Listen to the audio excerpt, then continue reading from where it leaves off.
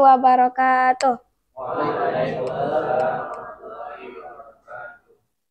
Perkenalkan teman-teman semua, nama saya Cici Wahyuni, biasa dipanggil Cici, ya, terus berasal dari kelas 10C.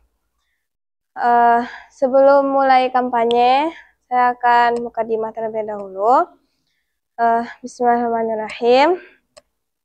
Alhamdulillahilladzi hadana li hadza wa ma kunna linahtadiya laula an hadanallah. Asyhadu an la ilaha illallah wa asyhadu anna Muhammadar Rasulullah alladzi la nabiyya ba'da amma ba'du. Pertama dan terutama sekali, marilah kita panjatkan puji beserta syukur kita atas kehadiran Allah Subhanahu wa Ta'ala, yang mana telah melimpahkan rahmat dan karunia-Nya sehingga kita dapat berkumpul di kelas kita pada siang ini. Salawat berangkaikan dengan salam, tidak bosan-bosannya kita hadiahkan buat Nabi junjungan semua umat, yakni Nabi besar Muhammad Sallallahu Alaihi Wasallam, dengan ucapan Allahumma sholli ala Muhammad wa ala ali Muhammad. Oke, tanpa memperpanjang mukadimah, di sini saya akan mengkampanyekan poster yang telah saya buat. Selain kampanye, poster ini gunanya untuk memenuhi tugas biologi seperti yang sudah teman-teman semua juga buat. Oke, di sini judulnya adalah waspada bahaya campak dengan slogan kenali, cegah, dan obati.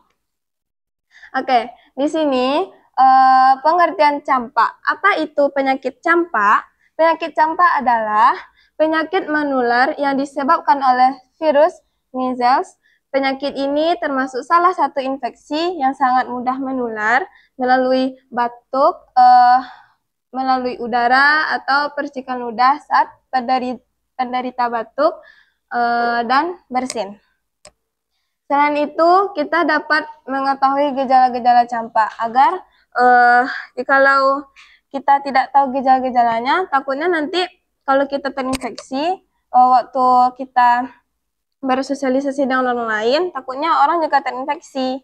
Nah, terus gejala campaknya diantaranya itu demam tinggi, batuk dan pilek, mata yang merah dan sensitif terhadap cahaya. Terus badan akan terasa lemah, muncul bintik putih keabu-abuan di dalam mulut, yang dinamakan oleh bintik koplik. Bintik koplik ini salah satu gejala-gejala yang paling umum sekali kalau penderita campak itu. Terus gimana sih cara pencegahan dari penyakit campak ini?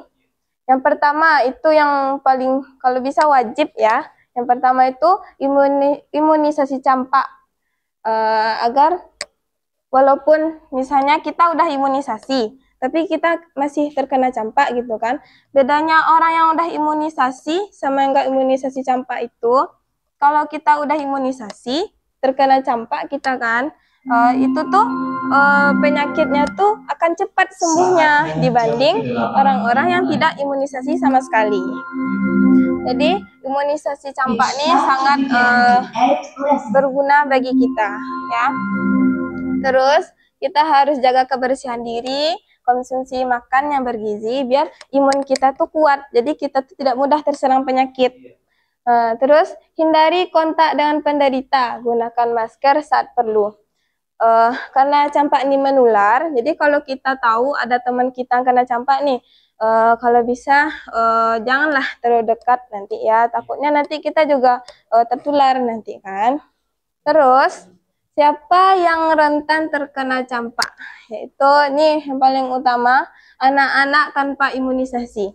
Karena biasanya terkadang ada orang tua yang kayak takut gitu anaknya diimunisasi. Kenapa takut? Karena orang tua nih nggak tahu kalau sebenarnya imunisasi itu penting. Dia orang tua nih cuman kayak nanti anak saya gimana nanti kalau diimunisasi, saya nggak tahu yang dimasukkan ke dalam tubuh anak saya apa gitu. Jadi terkadang orang tua tuh banyak yang nggak mau anak-anaknya diimunisasi. Terus bayi di bawah 1 tahun.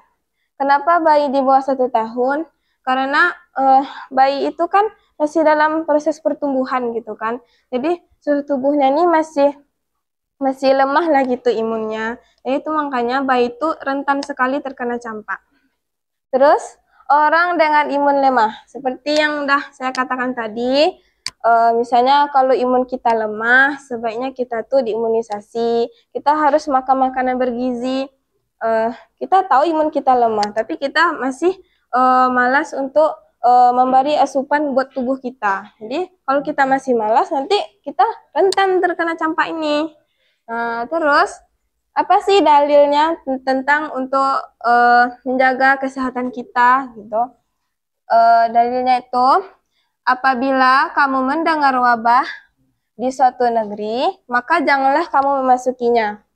Dan apabila terjadi di negeri tempat kamu berada, maka janganlah kamu keluar darinya. Hadis riwayat Bukhari dan Muslim.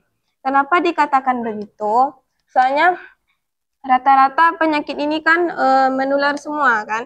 Jadi takutnya nanti kalau misalnya di tempat kita nih banyak yang terkena penyakit gitu kan. Tapi kalau kita masih berkeliaran ke tempat lain, takutnya virus nih makin banyak menyebarnya gitu. Sama kayak virus corona dahulu, itu kan cepat kali menyebarnya itu kan. Jadi kalau kita kena virus corona dan kita masih bersosialisasi dengan orang lain, itu misalnya terkena satu, yang satu ini masih bersosialisasi lagi, itu makin banyak lagi penyebarannya. Nah, jadi makanya kalau kita terkena itu cepat langsung tangani ya, jangan dibiarin aja, jangan diam, takutnya nanti makin banyak korbannya. Oke, sepertinya sekian kampanye saya. Lebih kurangnya saya mohon maaf. Saya rasa sudah cukup begitu. Saya sudahi dengan wassalamualaikum warahmatullahi wabarakatuh.